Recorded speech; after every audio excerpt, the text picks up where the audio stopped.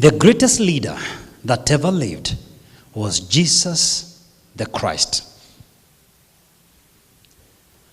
With no financial resources, his organization today has in excess of 3 billion people who profess faith in him.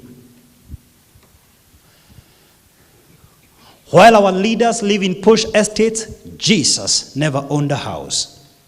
While our leaders move in entourages and heavily guarded, Jesus simply walked when he carried his other ministry. And when he wanted to enter into the holy city of Jerusalem, he chose to ride on a colt of a donkey. When our leaders wait for a red carpet to be laid and a podium to be brought for them to speak, Jesus simply sat on a mountain and began to teach. When our leaders extort money from their followers, never once did he ask anyone for money in any name, tithe, offering, or otherwise. While our leaders take advantage of the vulnerable in the society, Jesus restored such a woman who was with the 6th man, somebody's husband.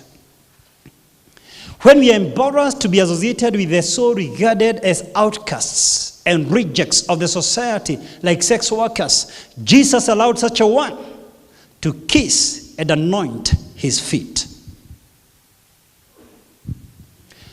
When our leaders want their briefcases to be carried and to be recognized and to be given the front seats in church, in Harambes, and elsewhere, Jesus took low on his knees, took a towel, and washed the disciples' feet. When our leaders take advantage of the poor, Jesus was so moved with compassion to tears. He fed them, he clothed them. Now, his invitation is unprecedented in the history of mankind. He said, and I quote, "Come unto me, all ye that are weak and heavy laden, and I'll give you rest to your souls." Matthew 11:28. When our leaders take advantage of the people who vote for them or who offer in different congregations, Jesus laid down his life for his friends. He said, that I quote, "Greater love has no man than this, that a man laid down his life for his friends." When most of us lose direction, we don't remember our tree, we lose focus because of personal gains. Never once did he have any private ambition. He only had public ambition. At some point, after feeding the hungry, they wanted to make him the king.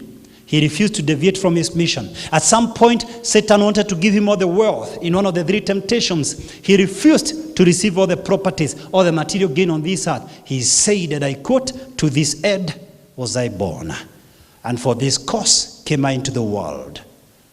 John 18:37. And I suggest today he redefined history, the dating system, Anno Domino in the year of our Lord, or BC, before Christ. His words were like magnet. They attracted and repelled in equal measure. Even as I speak with you right now, some of you who are very comfortable for the last moments I was speaking to you right now are extremely uncomfortable, simply because his words are never neutral. Those who love him tonight are excited with what I'm saying. Some of you are very irritated. Even 2,000 years ago, he never left anyone in a neutral state of affairs because his words were life. John 6:63.